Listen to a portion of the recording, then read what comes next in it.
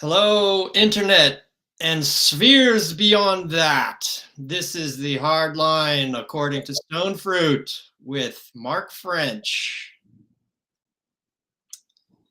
And in this stirring edition, I wanted to draw the battle lines, the liberal world order versus the Russia, China, plus Belt and Road Initiative countries. And it seems like a decade ago, but it was only on March 21st that President Biden spoke to the Business Roundtable, probably the most durable and influential business conglomeration that grew out of Powell's 1971 manual for the counter-revolution against the 60s. And to that August body, he said, quote, "There's going to be a new world order out there. We've got to lead it, and we've got to unite the rest of the free world in doing it." Alas, I don't think anyone in the American leadership has any idea about the contours of the new world order that is actually emerging. And Biden specifically mentioned the liberal world order. Now, I don't think the free world is free, and I don't think the liberal world order is liberal, but we Sure. can take it as a handy enough rhetorical marker until perhaps in future episodes we can define that more clearly. But I found a handy dandy little concise summarization of what the liberal order could be from none other than the Council on Foreign Relations. That's a great source. Right? I don't think anything could be considered a more mainstream distillation of how the American elite sees itself within the liberal world order and how they see the liberal world order. Now, we could date it from approximately 1946 when the UN Security Council had its first meeting, and the Bretton Woods Monetary Policy Conference was in 1984 that set up the dollar as the leading currency for the post-World War II order. Mm-hmm.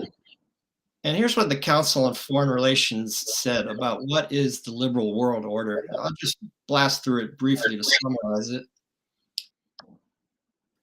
The UN Security Council, the World Bank and International Monetary Fund, which were created at the Bretton Woods in 1944. And then to look at leading multilateral organizations like the World Trade Organization or World Health Organization. And I think that's a reasonable enough summary of the liberal world order for the purposes of this episode. Yeah, sure. But the problem is that the oligarchs, first of all, they don't see what's coming.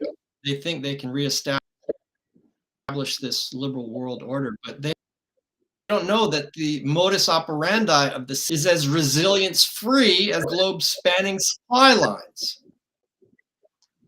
Now, when Biden met in Europe in Cornwall, UK in June to meet with Boris Johnson and reaffirm the special relationship, and the G7 also met at that time.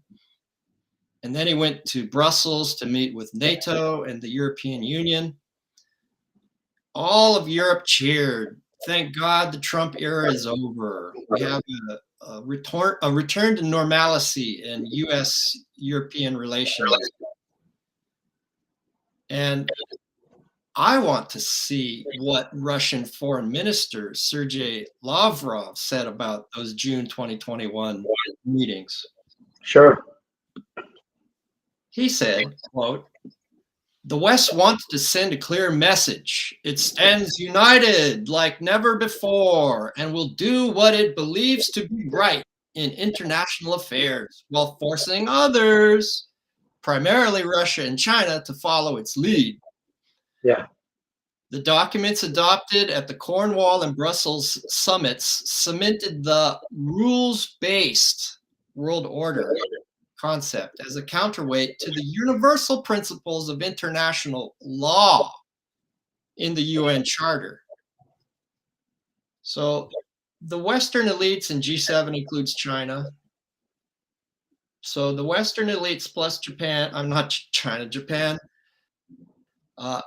those folks did not listen to their unreasonable February 4th, 2022 joint statement from Russia, China. And that said in no uncertain terms that the Russia-China axis is the nucleus upon which the BRICS Plus will be built upon, and Argentina will be joining BRICS shortly. And then the next layer out is the Belt and Road countries. So to my mind, those are the two blocks briefly sketched. And yeah, and to keep things simple for everyone on the Security Council, specifically at the UN, I mean, through people like Samantha Power and Susan Rice, look at how long the Security Council has been hijacked by the United States specifically, or the United States plus the UK and their other European finance and banking interest. I mean, if anybody that took the words and the purported goals of the Security Council seriously, that has not been the case for decades at this point. yeah, let me make another introduce another appraisal of those June 2021 statements from Lavrov again, and then we can jump to the UN because you bring up a great point. Lavrov said, mutually respectful dialogue involving the leading powers and a due regard for the interests of other members of the international community, end quote, should be the basis of the emerging multipolar world. Back to quoting him, he said, this implies an unconditional commitment to abide by the universally accepted norms and principles of international law. Yeah. Including respecting the sovereign equality of states, non-interference in their domestic affairs, peaceful resolution of conflict, and the right to self-determination. So it should surprise no one, and it definitely did not surprise the Russian foreign minister, that the United Nations was not mentioned in any of those June 2021 summit proclamations between Biden and Europe and Japan. And neither was the Organization for Security and Cooperation in Europe mentioned. That is the largest regional security group in the world, and it's larger than the EU, NATO, the Schengen visa area. It has more of the former Soviet republics. It would be a fine vehicle for broader European security concerns to be addressed if that was the real goal. Right. But I don't think it is. And Lavrov mentioned this, quote, mutually respectful dialogue. I don't think that's really possible when the US is a party in it. And I think that is why they didn't mention the UN, because that would imply that international law has sway. The United States has proven again and again that they don't give a fuck about international law. It's a joke. It's a total joke. They want to everybody has to obey it but them. That's right. They want to preserve their right for unilateral action, which was in all of the previous national security documents that we have talked about earlier. That's right. And of course they didn't sign on to the International Criminal Court. Mm-hmm. I think the legislation that didn't sign it is called informally called the Invade the Hague Bill. Right. Because they don't want to be bound by pre-existing, pre-signed formats of international law. Well, and it was R2P that laid the groundwork for that, right? Responsibility to protect. That's what they've been using. Uh, Libya, Syria, the Democratic Republic of Congo, Somalia. I mean, over and over again, it's responsibility to protect that they bastardized to create this climate in the first place to keep repeating. Right, because they were 5 or 6 months late for the Rwanda That's right. Yeah, auto genocide. that's right. 5 or 600,000 people in Rwanda were killed, Hmm. but they were black, so they let that go on For a long time. long enough to kill 500,000 people.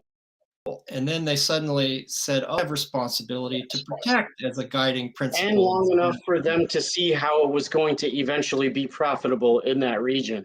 That's right. And then, yes, responsibility protect became uh, another tool to use hypocritically. Hmm. For example, the NATO's war against Yugoslavia to Yeah, destroy an alternative to uh, the liberal world order that Biden alluded to, and that I just sketched out the basics of. So the American elite, they're trapped in this old worldview, uh,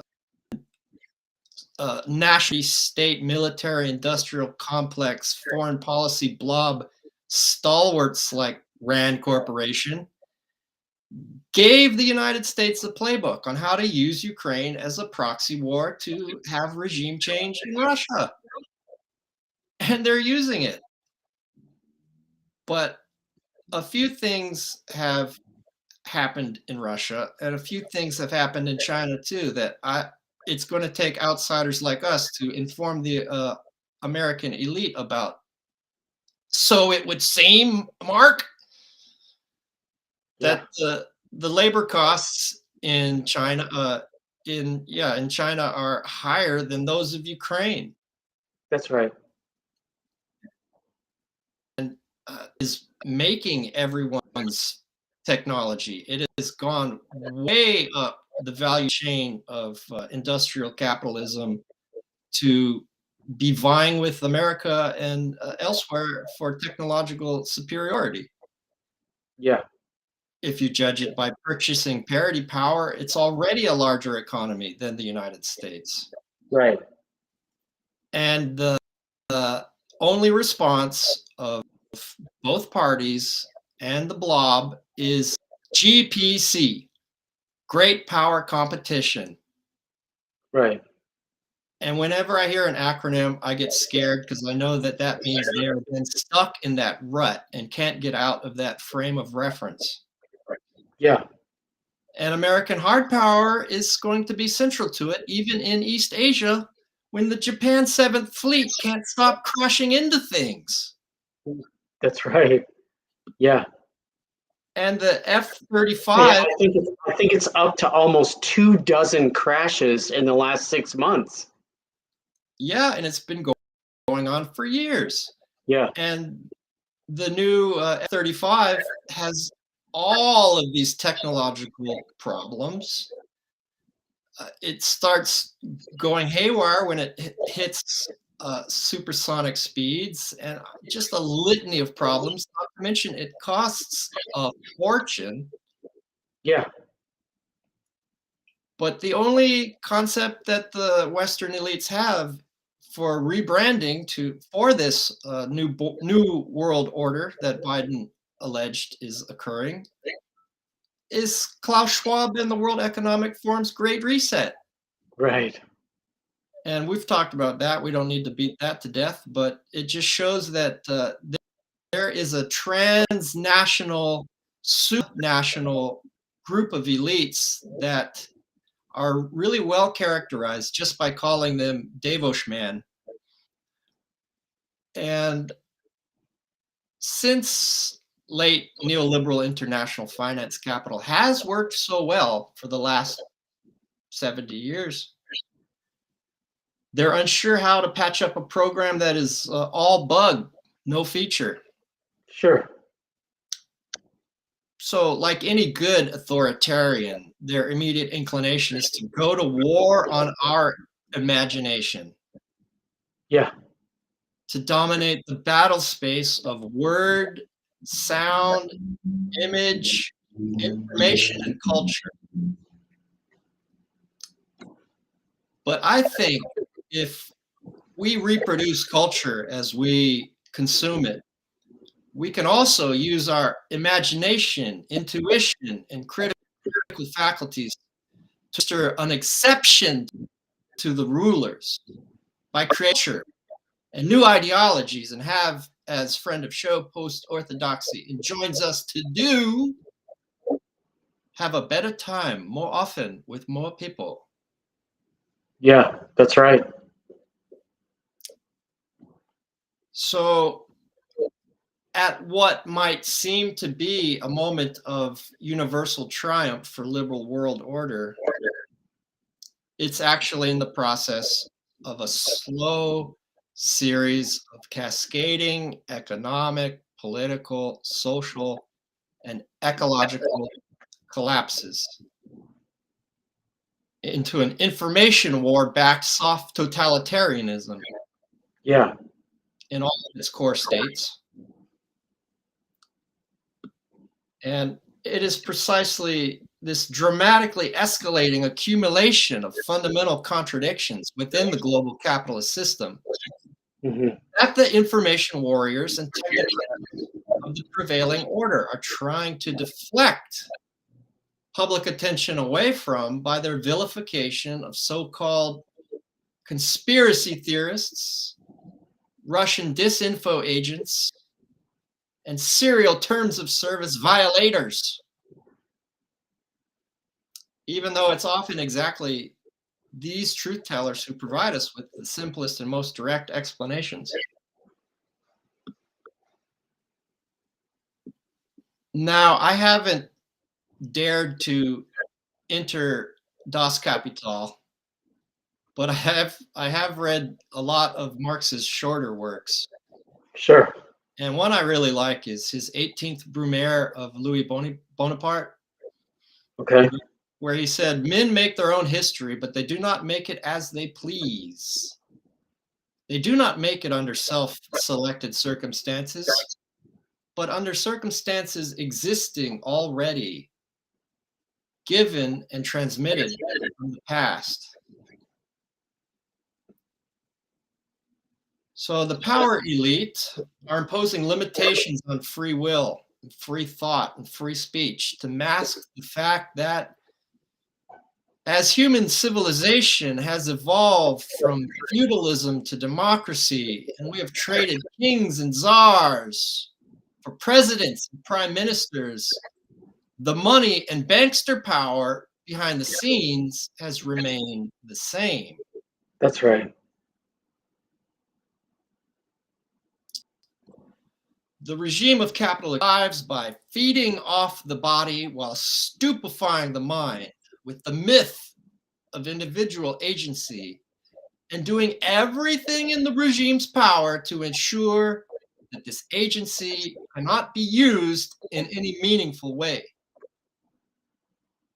In such an environment, ridiculing, marginalizing, and suppressing approved narratives becomes the means of cordoning off the fact that the masses every day of their lives by the political class, big media, big tech, and the bloviating punditocracy. Now, Mark, you've done a little bit of research into centuries before us about the origins of the bankster power. Yeah, that's right. Would you like to share a little bit with our viewing audience as a sweet taste of what you might be writing about and sharing with us at greater length in the future? Well, what we're currently going through, and understandably so, everyone acts like it's the first time we've gone through this degree of inequality and this degree of precarity. But the one thing that the rest of the world understands, that citizens in the United States have never had to understand, is that 100 years or 200 years is not a very long time at all. So even though this is a very young country, the originating paperwork and documents and banking structures were already in place before this country was even a country. So these things have been argued over and debated for quite some time. So just to make a practical example that I think everyone, or at the very least, most people will understand, JP Morgan of Chase Bank fame, or infamy, if you will, after his death, through his will and other legal documents, it came to be known that he actually only had a 19% stake in all of his holdings. I think citizens in the United States are going to be shocked and maybe even overwhelmed when they find out the amount of foreign interests that have always held the majority of stake and ownership in their supposedly own newfound rebel country. I think as we begin to unspin and uncover the origins of many of these fortunes, due to inequality turning into precarity for most people, they're going to be absolutely flabbergasted at how long it was already set up to turn into this. I think that there's become a very clear ebb and flow and pattern to depression, recession, and wars turning into great reorganizations by the state going to work for the finance flows and structures that have always been in place since the very founding and beginning of the country. Nothing that's happening right now is new or interesting at all. This is a repeated pattern over the course of all of modern banking structure in our country right now. This has happened over and over and over. So I realize that it's shiny and new and it's louder this time because we all have access to what Brave New World and 1984 and you have so succinctly pointed out as the 24/7 talkies and news cycle. We're all inundated by noise and image and rhetoric all day, every day, but there is absolutely nothing new whatsoever about the precarity, about the tenuousness of the structure. We've been through this plenty of times before. So it doesn't have to be overwhelming. I think that's a good thing because it lays down a clear path and pattern for people to attach to, and it gives us the ingredients to take our power back, even if it's only rhetorically. It lays the foundation and groundwork for everyone to start having meaningful conversations about these things.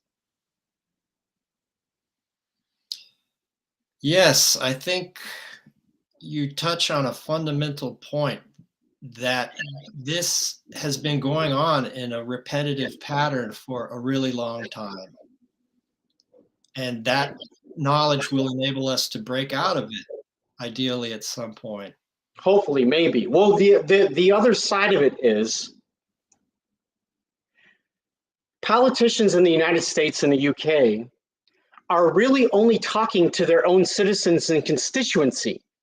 The rest of the world talks about these things openly.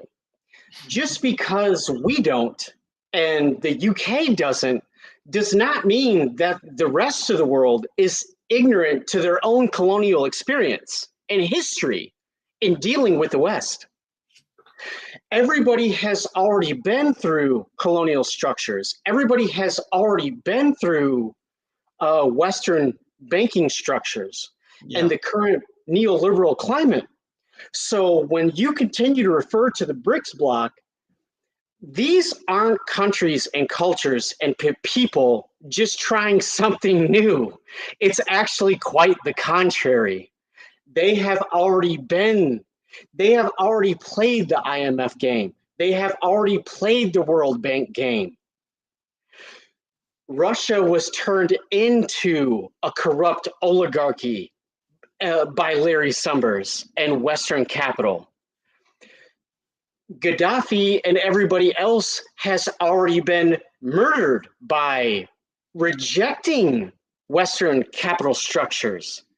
It's not an accident that when people begin to tell the truth about these things in a meaningful way, they very quickly and suddenly end up dead.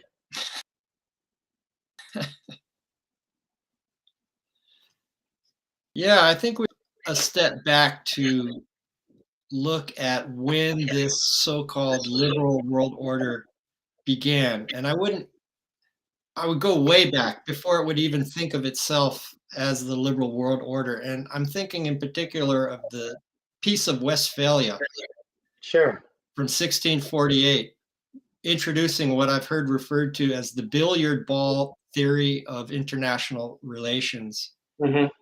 And that is at least starts hinting at nation states as being autonomous and individual, and that it's a world system composed of those individual pieces. Sure. And an icon of how repetitive this is that you spoke of that always stands out to me is that the ancient banking dynasty of the Rothschilds got rich by funding both sides of the Napoleonic Wars. Yeah, that's right. And that type of bankster power behind and above the nation states has been going on for centuries. And the Napoleonic Wars is another good marker point in the evolution towards the so-called liberal world order, because that was the moment when France passed international leadership, so to speak, to the United Kingdom. Yeah. The first power was Portugal, then it was Spain, then it was Holland, then it was France, and then after the Napoleonic Wars, it was the British Empire's time. Yeah. And you put your finger on something very important when you speak of an Anglo-American insularity. And I think that is why the Anglo-American settler colonial countries have always hung together as a block in international politics. That's right. Look at the Five Eyes Signal Intelligence Consortium led by the United States. It is exactly the leading countries of the Anglo-American settler colonial legacy. And that's the UK, Canada, the United States, Australia, and New Zealand. Yeah. And as we look at these two blocks emerging, that is a very important sub-block within the liberal world order. But I think certain ones of them, like Australia, just by virtue of geography and being a resource-dependent export economy, stand a very good likelihood of peeling off into the Russia-China bloc at some point in the near future. Yeah.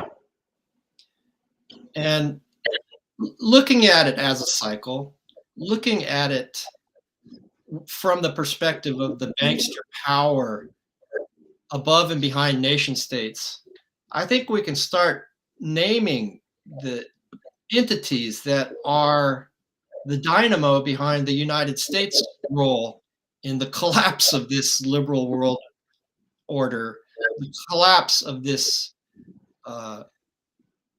Bretton Woods monetary regime that we're seeing unfold before our very eyes. Yeah, that's right. They've led us to a state where hydrocarbon-based consumer civilization is psychopathic and terminal. They are a provisional government of politicians who do the lying and dissembling in the service of a money and bankster power. And they collectively form a large secular oligarchy of competing camps. Now, I remember speaking to Dark about this 20 years ago. I said, are the Illuminati real? And I didn't mean the Illuminati as a shadowy Masonic group that secretly control everything in dark rooms. And I don't think Dark even thought that that's what I was asking. I was asking, is there a transnational elite? And he said, there's camps. And that is true. And these camps are in collusion, in occasional competition. And in America, they can be found in the great commercial and financial dynasties. When you look at from that broader historical perspective, going back as far as the Peace of Westphalia and the Rothschilds, you have to think Rothschilds is still new money. Yeah, that's right. But there were no slouches with it, especially David Rockefeller. He gave the land for the UN constructed. He created the Trilateral Commission. That's right. He put some bets on both ponies and sponsoring the career and rise to power of Henry Kissinger for the right and Zbigniew Brzezinski for the left. Yeah. So those are the new contemporary Anglo-American commercial and financial dynasties. And in America, yeah, you're exactly right. Even in the lead up to the United States' own Civil War, you had Otto von Bismarck stating publicly and directly how dangerous it was if the United States, which is what he felt the war was really about, and it was confirmed by Lincoln himself. During the run-up to the Civil War, Lincoln, that first year or so, publicly stated, speech after speech, that the war was not about slavery at all. So you had Otto von Bismarck saying, this is really about whether the United States was going to be allowed to do this greenback, or if it was going to keep having European finance and central bank capital shoved down its throat. Was the United States going to have a European central bank, or wasn't it? Which is basically really what it came down to. And back and forth it went. So you bringing up the new and modern iteration of it is exactly right. But these conversations have been going on for a very long time. And to think that those power structures and families that were at the head of those agreements and arrangements aren't still in place under shadowy corporate structures, I mean, I have a bridge to sell you if you think that they no longer exist. let's go ahead and name a few. The Rockefellers, Carnegie, Sure. Vanderbilt, That's right. Mellon, and the list goes on. And in fact, Mellon, one of the descendants of the Mellon fortune, Richard Mellon Scaife, is a very important, long game funder of a lot of the right-wing parties that were very powerful in the counter-revolution against the 60s, and to snuff out any residual social justice embodied by the remnants of the New Deal and Great Society. Sure. And, those fortunes have waxed and waned. Anderson Cooper is a Vanderbilt, and That's right. he's not a billionaire, but I presume he's making most of his money being a media icon. So these people have not had all of their fortunes intact, and not all of them have played brilliantly as David Rockefeller did, but they still exist. Yeah. And so the companies that they form often exist in some form or another. So beyond And these, even, yeah, and the other important thing is, even if they have a kid or kids that are a little bit lazy and goofy and blow off the family fortune at the time, the companies and corporate structures still exist. The cookie cutter pattern still exists. It only takes one smart person to come up within that structure to recapture it and blow it back up again. So it's beyond the individuals that take the fortunes and run with it. It's beyond that. The reality is, the people that participate in these schools of thought and structures, they are aware that exist. So it's outside of the lexicon and the thought and attention of normal people, and it shouldn't be. These aren't conspiracies. This is accounting and it's history. It's already happened. So I think that is my desire to bring into the focus and the forefront of these conversations is, these things aren't fake. We're not talking about leprechauns or fairies or unicorns. Like, these are real people. These are real things that happened. These are real structures. These are real treaties. These are real paperworks. These are definable situations that have transpired already. yes, the German philosopher Martin Heidegger has a famous language speaks man. And I think what he implies by that is that the structure of language itself exists before any individual speaking, and it exists after that individual has passed. That's right. And French social theory makes the dichotomy of langue and parole. Langue is speech, language, and parole is the individual speech action. And I think these two ideas can reaffirm what you just said, that these systems were created by the big dynasties who have come and gone and still remain in some significant fashion, but they created the structure that still remains.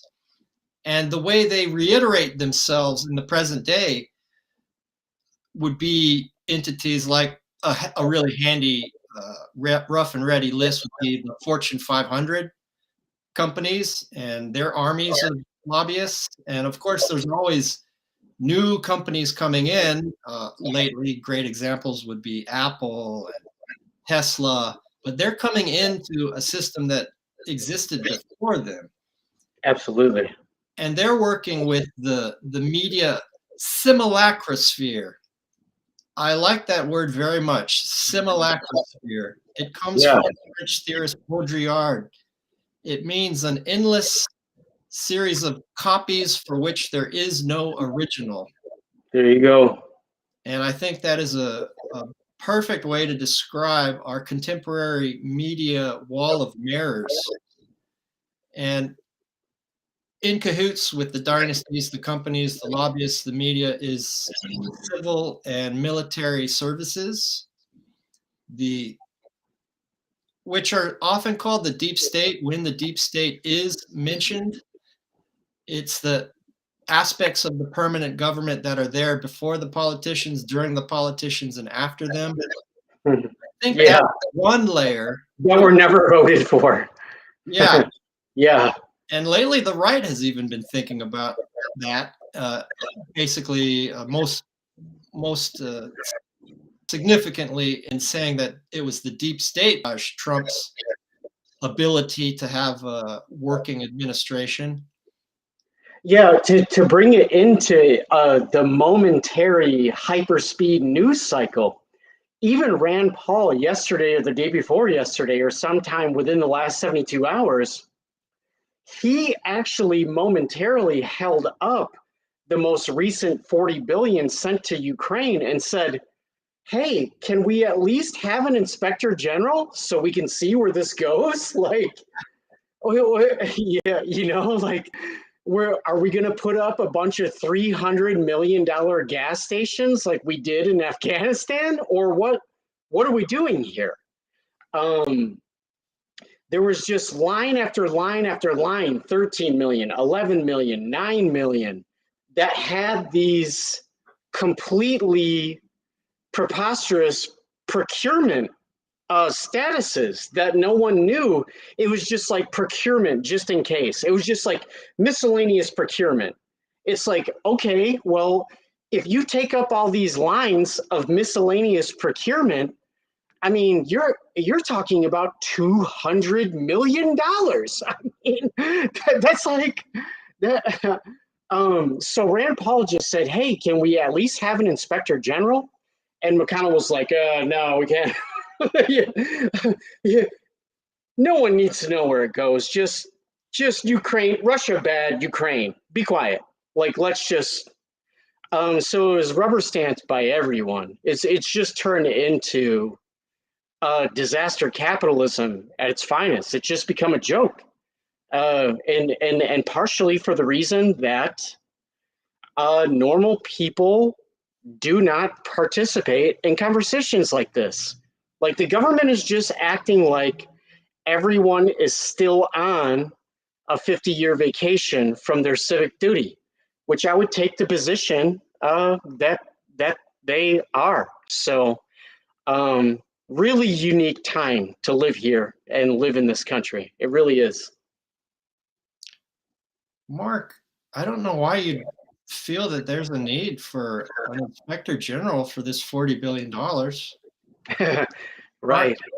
Don't you sleep well at night knowing that the Department of Defense already has its own independent auditing capability? Yeah. Well, I believe the two largest accounting firms in the United States, their names slip my mind right now, but people don't even talk about it publicly. But a realistic attempt to audit the Pentagon was just done like 10 years ago or so. It wasn't that long ago. And both of the accounting firms came back and just said, this is an unauditable organization. There's no way to make sense. There's no way to make sense of these books. They're completely cooked. They're completely fake. They have their own language. We can't help you. And it was never brought up again. Everybody just swept it under a rug, and it's not been discussed since.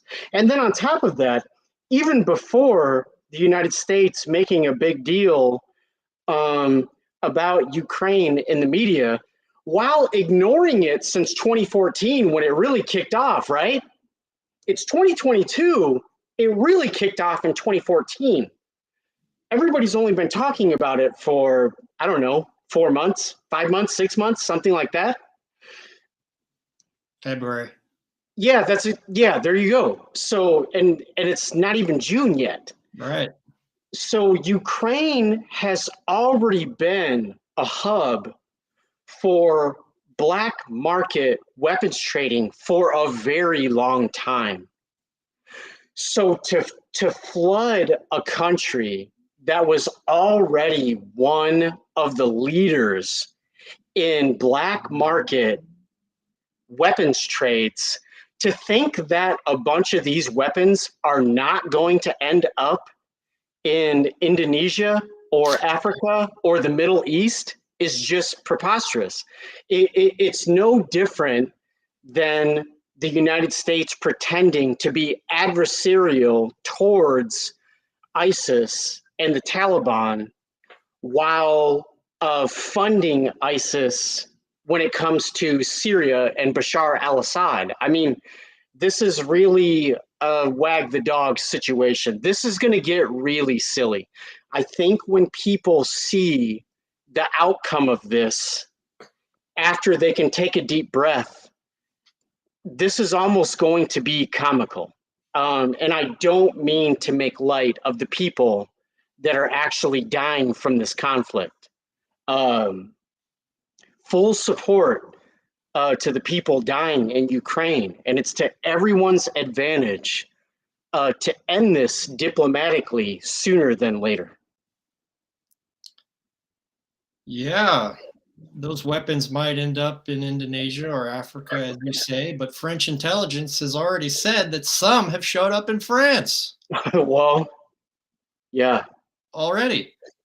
And there was a extremely cursory, superficial attempt at auditing the Pentagon a few years ago, but it can't be audited by what the financial services industry calls generally accepted principles of auditing. And because they don't keep their books by generally accepted accounting principles. That's GAAP. That's the acronym. Mm-hmm. Pentagon can't do it. And like you said, that sometimes we fund our own enemies. Like Osama bin Laden was ours in Chechnya, in Yugoslavia, and then allegedly attacked or coordinated the attack on 9/11. And a day before, coming back to the unauditability of the Pentagon, on September 10th, the day before 9/11, Rumsfeld testified to the Senate that they had lost track of $1.5 trillion. $1.5 trillion. Poof. $1.5 trillion. So, and that's 20 years ago. Yeah, the conduits offered by the permanent war create an ample opportunity for funding what I would call the deeper state. Yeah. Because I want to stay with deep state because I think what I'm about to describe is the real deep state. Sure. By mentioning the Foreign Service and the intelligence branches that are here after any particular presidency or any particular politician's tenure, that is a very superficial layer of the deep state. The deep state, in my mind, is really that layer above and behind them that work more closely with the ancient financial and commercial dynasties who, like Davos Man, have no allegiance to any nation state or any ideology, only to money.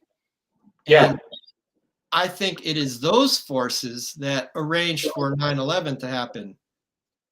And I think that is who we should be referring to when we talk about the deep state. Sure. And that's very different from the civil and military services, the bureaucracy, the permanent bureaucracy. But this is taking us back to who I see as the technocrats of the money and bankster power in America. It's those dynasties. It is those Fortune 500 companies and the newbies. It is the media. It is the civil and military services. It is the large research universities. Yeah. It is the large law firms who often donate pretty equally to both parties and serve them and are a staffing agency for every administration coming around, and the big charitable foundations. Sure. That cluster of folks hire the politicians and establish the boundaries of what the politicians are going to do. Absolutely. They are the ones who authorize the production of pageants that we call elections. Mm-hmm. Game of American democracy. Yeah. They do it skillfully enough to convince a large amount of us that the system still works. Well, I mean, look at how brilliant what you just said is. To make this very clear for normal people that don't have time to dive deep into this stuff, just mathematically, if you were a small businessman and you could create a return on investment that big businesses give to politicians, what ends up getting codified into law on their behalf, you're talking about returns to the tune of 1,000 to 10,000%. So Oh, yeah. you could give 350 grand to a specific politician, and because they basically hold sway over the purse strings of what the government, state, and Fed ends up doing, a $350,000 investment could be enough to continue and put into place a ruse like the Foxconn in Wisconsin that just happened under the guy there. I keep thinking Rick Scott, but that's the Florida guy. Yeah. So, but Foxconn in Wisconsin ended up turning out to be completely fake. So by giving a politician 350 grand, you could end up with the state charging workers and taxpayers $500 million. Yeah. So if a small businessman was able to access levels of return. Hold that thought. Yeah, I think exactly. my roommate might be in trouble. Sure. What's up with you? I got another ticket for driving on a suspended license. Oh. So you're still doing this? Yes. Okay. Yeah, my roommate has a fake knee, and he fell on his knee. Oh, that's tough. Yeah, I caught you at. I interrupted you in mid-flow. But I want to jump right back into it because these funding, these corporations, these super rich people can give the politicians 5 figures. Yeah. Low 6 figures. They can give their dark money conduits high 6 figures, low 7 figures. Yeah. And in return get legislation that gives them billions or tens of billions of dollars of advantage and direct return bookable that year. Under the false guise of creating jobs. Right. And they've done it for decades. Which no longer exist. Just give the job creators what they need and your life will be better. And the whole thing has turned out to be a giant scam. I don't know how much longer people need to see this. This has been going on since Reagan and Thatcher. This has been going on for 40 years, almost 50 years. And yet the brand name of democracy continues to be taken seriously. Mm-hmm. And it's because of those categories of people that I just mentioned. Sure. And by convincing people that democracy still exists, right, they can continue being technocrats for a machine of oppression, theft, incarceration, murder, and debt peonage. Yeah. To operate without friction. Yeah. And the camps within this bodies, they can make good use of multilateral supranational bodies like the Bilderberg Group, World Bank, IMF, NATO, the EU, the World Economic Forum at Davos, the Bank of International Settlements, the Council of Foreign Relations that we started with, the NATO think tank Atlantic Council, mainstream DC think tanks like Center for Strategic and International Studies, the Trilateral Commission that linked America, Japan, and Europe, even the Bohemian Grove just north of San Francisco. All of these are camps where they calibrate their rhetoric, they achieve consensus, and on occasion even set policy informally. Everyone says, "Oh, you conspiracy theorists, what does this happen in some smoky room with a bunch of guys smoking cigars?" I liked one of my favorite sociologists of conspiracy theory, Michael Parenti. Someone asked him, "Where do you think all this happens? In some smoky boardroom?" He said, "No, it happens on a fucking Ferris wheel. Of course it happens in a boardroom." Right. But it's not just boardrooms, and it's not the mythical straw man of the smoky star chamber. It's the miasmic groupthink of coming from Sure. similar backgrounds and education and Yeah, that's right. having the same class interests and institutional positions. Yeah, that's really all it is. Sure. And they're just pursuing their own interests within a global capitalist system that existed before them, will exist after them. Yeah, and if you're a kid born into one of these families, or you get taught this at a young enough age, I mean, why not rinse, wash, repeat, right? I mean, of course you're gonna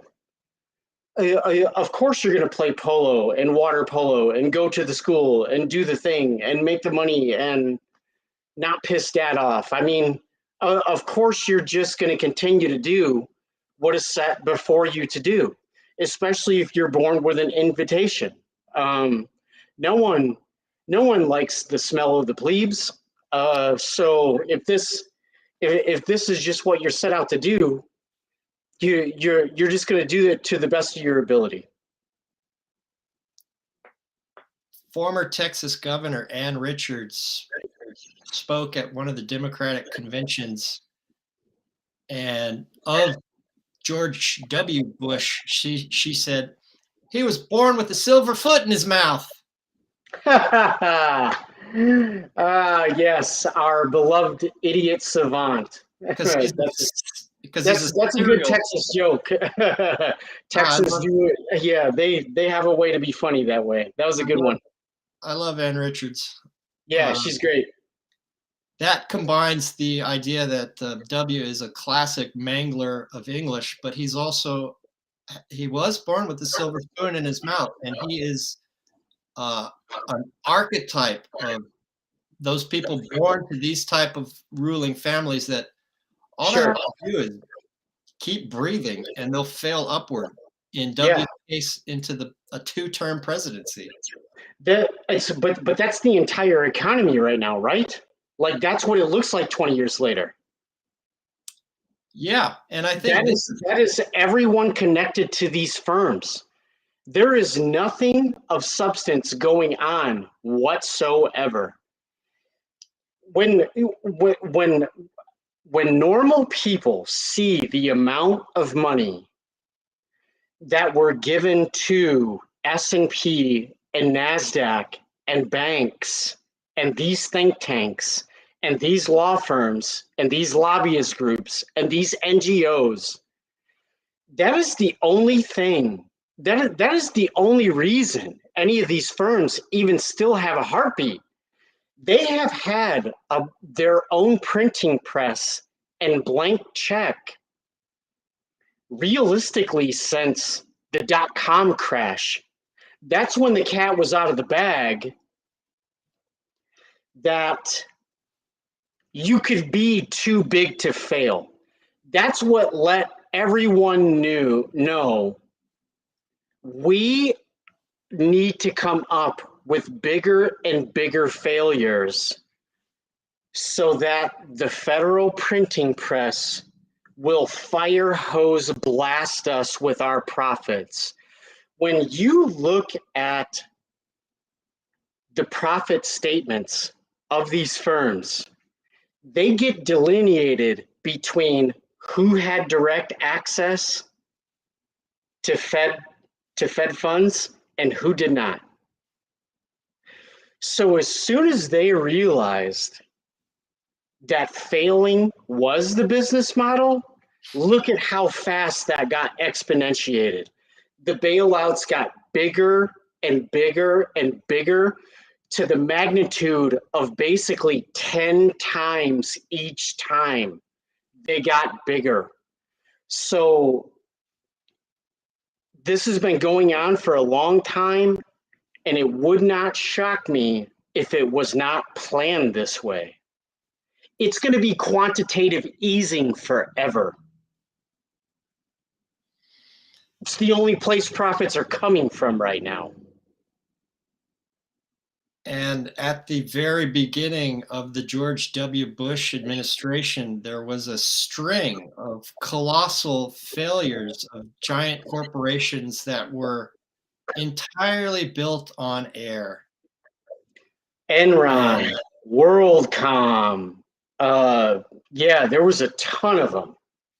And Enron at one point was the 7th largest company in the country by market capitalization. That's right. And there was about 5 or 6 of them, and they were all under investigation by the Securities and Exchange Commission, which was leading the federal charges. Federal charges were being investigated out of World Trade Center 7, which was destroyed. The one that fell for no reason. Destroyed even though a plane did not hit it on 9/11. Yeah, right. So those companies were right around the dot-com bust. So we had that dot-com bust around 2000, 2001. Then we had the 2008 housing bubble. And I think that we are, if you look at the relationship between median income and price of homes, we're much higher now than we were during 2008. So the recession crash, build up on fake accounting made profits, recession crash, repeating ad infinitum, it might be upon us again with a new crash that might be underway as we speak now. Yeah.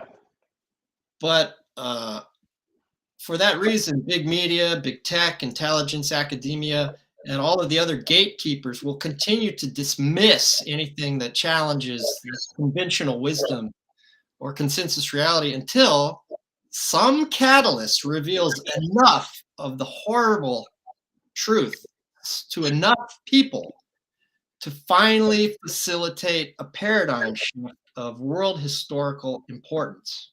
Yeah. Now, I don't know where we're at, and it might be a bunch of little crises. Against them are arrayed our tribe. Poets, philosophers, griots, shamans, clowns, artists, penniless intellectuals, incorrigible vagabonds, anarchists, thought criminals, ethical hackers, roustabouts, lazy bums, good-for-nothings, ne'er-do-wells, also-rans, raconteurs, cypers, tree-huggers, wilderness enthusiasts, trickster coyotes, and guardian wolves. As the dean of American conspiranoia, Robert Anton Wilson, put it, like it or not, the people of the fringe are in an apocalyptic struggle.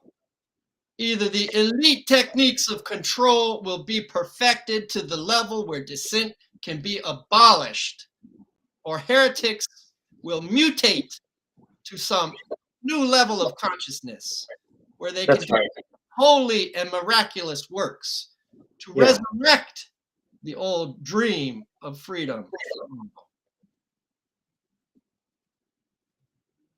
Amen. That's really where it is.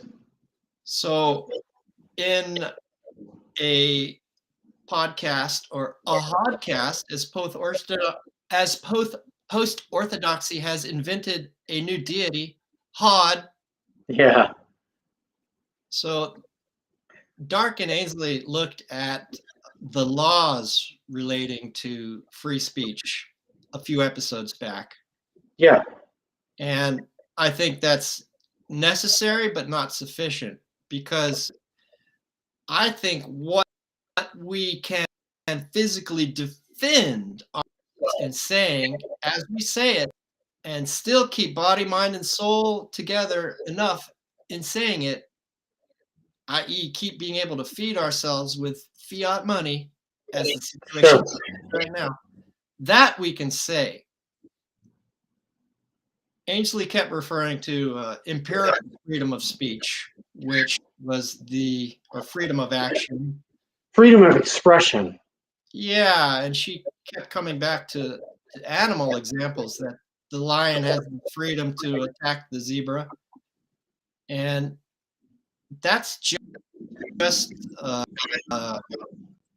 Darwin's survival. And I think the Anglo-American tradition can look mostly to people like Mill and Bentham for what we mentioned in an earlier episode, the greatest good to the greatest number.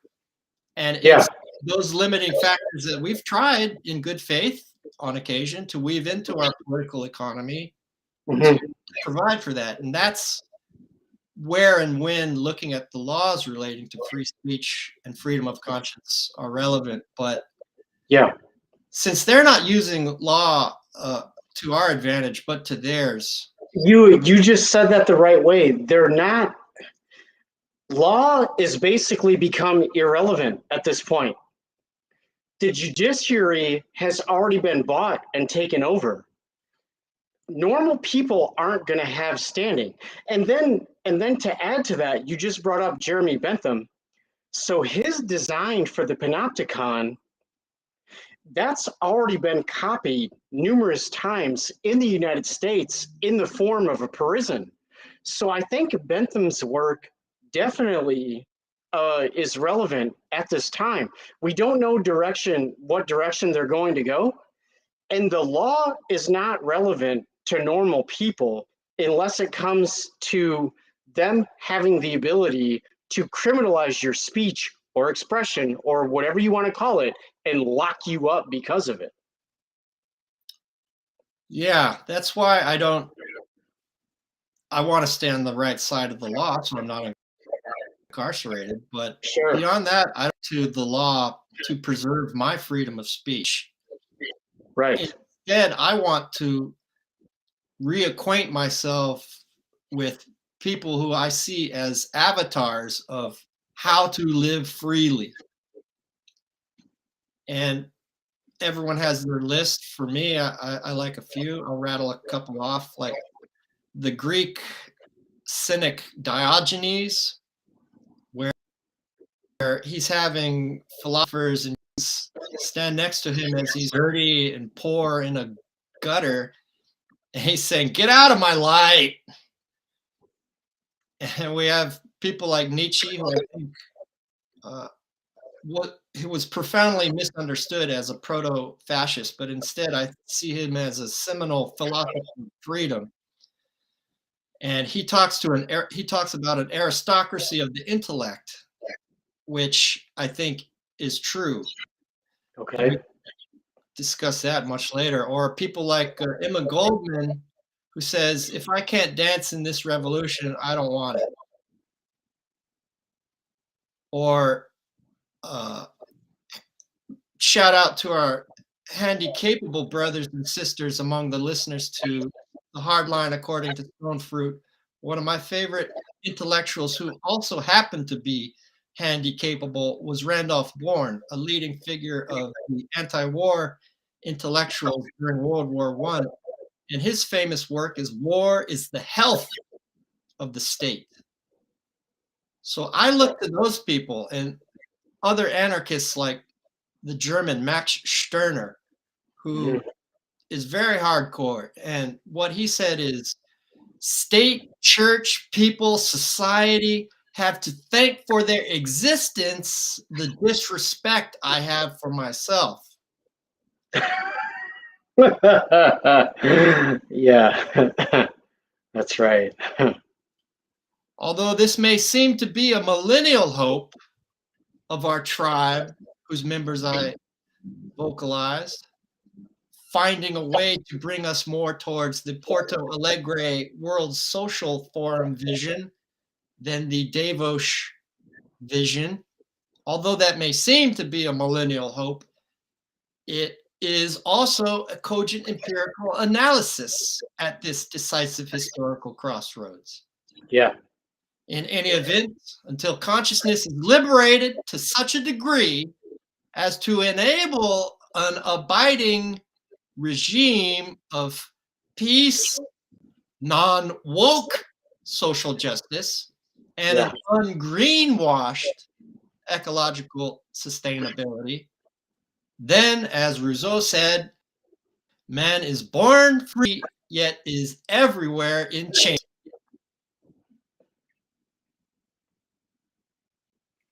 And on that There stern it is.